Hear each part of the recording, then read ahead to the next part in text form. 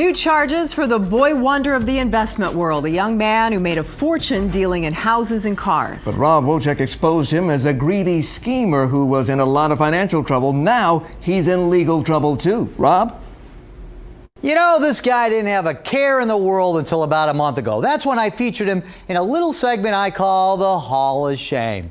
Since then, he's had a pretty rough time. But I'm sure he's got plenty of new friends to console him tonight in the Wayne County Jail. Hey, look who's got a new set of handcuffs. It's greedy Mark Gilson, the boy wonder investment guy. But handcuffs aren't the only new things Mark's getting today. How about 8 brand spanking new felonies and a misdemeanor? We would respectfully ask that the court have a lower figure in the court's discretion. That's Mark's attorney, Alan Applebaum, arguing that Mark's bond should be lower than the $100,000 10% the prosecutor is recommending. Will the judge lower it? I'll tell you in a minute. Hey, Mark, Rob Wojcik from Fox 2.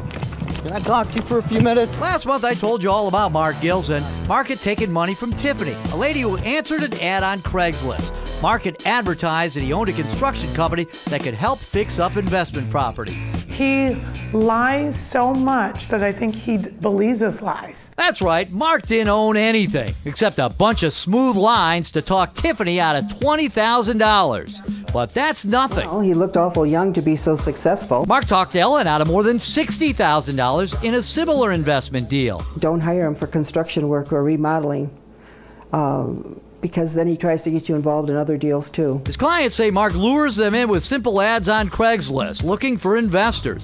Then he sizes them up and talks them into investing in his deals that include homes and cars. You're not even a contractor, though. Okay. You're not a licensed contractor. I'm not a licensed contractor. You're not a licensed anything. Okay. You're just a dude. Okay. A dude who's in a lot of trouble. Yeah. So how's a dude who's in a lot of trouble get out of it? By selling a house he doesn't own to 5 different people. Remember that house in Redford where we got all that footage of Mark? According to Redford police, he was advertising for buyers for that house and then took down payments on it. Problem is, he didn't even own the house. Now he's charged with 8 felony counts for forging deeds, taking money under false pretenses, writing a non-sufficient fund check for $6,000, and using a computer to commit a crime. Plus, he was charged with false advertising, a misdemeanor, for his infamous Craigslist ads. And then Judge Karen Khalil brought up Mark Gilson's previous crimes. The defendant, Mark Stephen Gilson, is charged as a third-time habitual offender. Remember how Mark's attorney asked for a lower bond? The good news is the bond is changed. The bad news, Mark, it's higher. Due to concern about the defendant being a flight risk, he said a $200,000 10% higher. Hey, Mark, maybe you can get someone to invest in your new home. The Hall of Shame. These 9 new charges aren't the only ones Mark is facing. A few weeks ago, he was charged with domestic violence in Livonia. Who was Mark pushing around in that case?